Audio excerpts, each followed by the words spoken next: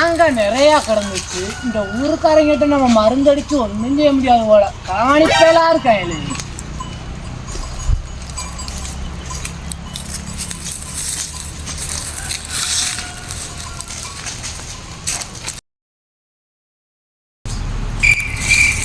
இந்த மரத்துலயும் காயக்கானும் பாரு. நைட்டு காவலுக்கு இருந்தோம்ல புடிங்கிட்டு போயிடுறாங்க.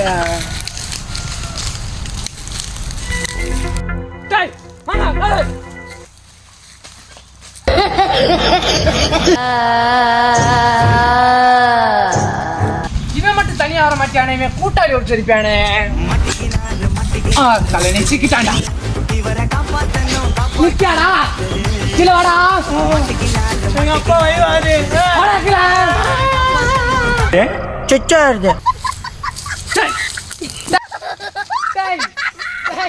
என்னடா